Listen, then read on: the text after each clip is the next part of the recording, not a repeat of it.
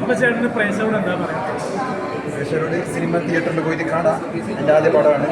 അപ്പോൾ എല്ലാവരും പടത്തെ വിജയിപ്പിക്കുക, അതാണ്. അതുമല്ലാണ്ട് എൻ്റെ ഫസ്റ്റ് പടമാണ്. കാസർഗോഡ് ലാംഗ്വേജ് സംസാരിച്ചെങ്കിൽ സിനിമയിൽ അഭിനയിക്കാൻ പറ്റി എന്നുള്ളതാണ് എൻ്റെ ഏറ്റവും വലിയ സന്തോഷം. ആദ്യ പടത്തിൽ തന്നെ സ്വന്തം അതുകൊണ്ട് ആൾക്കാർക്ക് പെട്ടെന്ന് തിരിച്ചറിയുന്നുണ്ട്. പുറത്തൊക്കെ കാണുമ്പോൾ നീയല്ലേ മറ്റേ കാസർഗോഡ് അന്ന് പറയാമോ എന്നുള്ള കുറേ സംസാരമൊക്കെ വരാറുണ്ട്.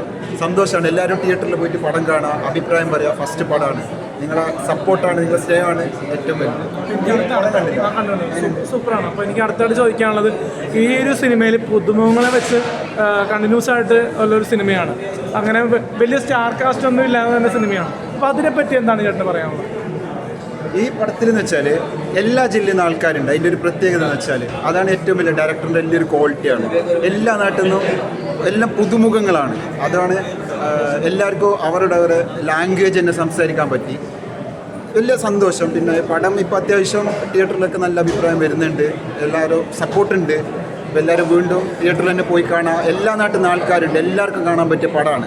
അപ്പോൾ അതുകൊണ്ട് എല്ലാവരും സപ്പോർട്ട് ചെയ്യുക, അതാണ് പറയാനുള്ളത്. ഇപ്പോൾ എനിക്ക് ലാസ്റ്റോട് ചോദിക്കാനുള്ളത്, ഗൗതമേട്ടൻ, സനോവറേട്ടൻ, ദിവ്യ ചേച്ചി, അപ്പോൾ അവരുടെ കൂടെ അഭിനയിച്ചപ്പോൾ ആ ഒരു എക്സ്പീരിയൻസ് എങ്ങനെ ഉണ്ടായിരുന്നു? നല്ല ഒരു 40 days ആയിരുന്നു ഷൂട്ട്. അപ്പോൾ ഷൂട്ടിൻ്റെ ഇടയിൽ നല്ല കുറേ രസകരമായ മൊമെൻ്റ് ഉണ്ടായിരുന്നു. ഞങ്ങളൊരു ദിവസം ഇങ്ങനെ പ്ലാനിങ് ചെയ്തു, ഒന്നും കൂടി ലൊക്കേഷനിൽ എല്ലാവരും പോകണം, ഫിലിം ഒന്നും കൂടി അവിടെ നിങ്ങൾ എക്സ്പ്ലോർ ചെയ്യണം, പടം ഇറങ്ങിയിട്ട് അത് ചെയ്യാനുള്ള ഒരു പരിപാടിയായിരുന്നു. ഇപ്പോൾ എനിക്ക് അടുത്തായിട്ട് ചോദിക്കാനുള്ളത്, ഇപ്പോൾ ഒരു നായകനെ കുട്ടീനെ കണ്ടപ്പോഴേ പുള്ളിക്കാരത്തിനോട് ചോദിച്ചപ്പോൾ ഒരു ക്വസ്റ്റ്യൻ ചോദിച്ചപ്പോൾ ഉത്തരം പറഞ്ഞത് എനിക്ക് ഭയങ്കര ഹൈലൈറ്റായിട്ട് തോന്നി. എന്ന് പറഞ്ഞാൽ സിനിമാ ലൊക്കേഷനിൽ ഞാൻ പോയിട്ടുണ്ട്. ബസ്സൂക്ക് വരെ ഞാൻ ജൂനിയർ ആർട്ടിസ്റ്റായിട്ട് പോയതാണ്. അപ്പോൾ എനിക്ക് ചോദിക്കാനുള്ളത്, ഇപ്പോൾ ഈ പടത്തിൽ ക്യാരവാൻ ഇല്ലെന്നാണ് പറഞ്ഞത് ലൊക്കേഷനിൽ. അതിനെപ്പറ്റി താങ്കളുടെ ആക്ടറിനെ സംബന്ധിച്ചൊരു അഭിപ്രായം? ക്യാരമനൊക്കെ ഇപ്പോൾ അല്ലേ വന്നുള്ളൂ. പണ്ടത്തെ ആൾക്കാർക്കൊക്കെ ഇതൊക്കെ ഉണ്ടായിരുന്നു? ഇല്ല, എല്ലാവരും കഷ്ടപ്പാടാണ്. എൻ്റെ ആദ്യ പടമാണ്. ക്യാരമൻ അതൊന്നുമല്ല. അഭിനയിക്കണം എന്നുള്ള മോഹം കൊണ്ടുവരുന്ന ആൾക്കാർക്ക് ക്യാരമനൊന്നും ഒരു പ്രശ്നമല്ല. അഭിനയം സ്വപ്നമാണെങ്കിൽ എല്ലാവർക്കും അതൊന്നും ഒരു കാര്യമല്ല. നല്ല ചൂടായിരുന്നു. ഷൊർണൂർ, പാലക്കാട് ഏറ്റവും ചൂടുള്ള സ്ഥലമായിരുന്നു. അതൊന്നും ഞങ്ങളത് ഇതേ ഉണ്ടായില്ല. ഞങ്ങൾ ക്യാരമനെ കുറിച്ചിട്ടുള്ള ഒരു സംസാരം പോലും ഉണ്ടായിരുന്നില്ല. ഇപ്പോൾ ശങ്കരേട്ടൻ ഏറ്റവും സീനിയർ ആക്ടറാണ്. പുള്ളിക്കാരന് പോലും ക്യാരമൻ ചോദിച്ചില്ല.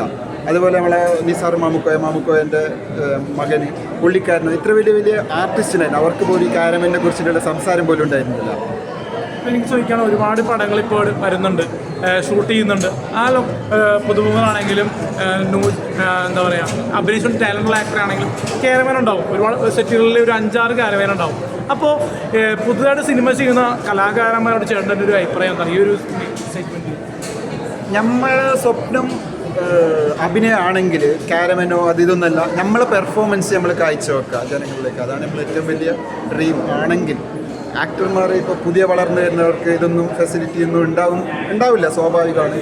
നമുക്ക് തന്ന വേഷം നമ്മൾ നന്നായി ചെയ്യുക, അതാണ് ഏറ്റവും വലിയ ഇതാണ്. എന്തായാലും താങ്ക് യു സോ മച്ച് ചേട്ടാ. പടം വിജയിക്കേണ്ട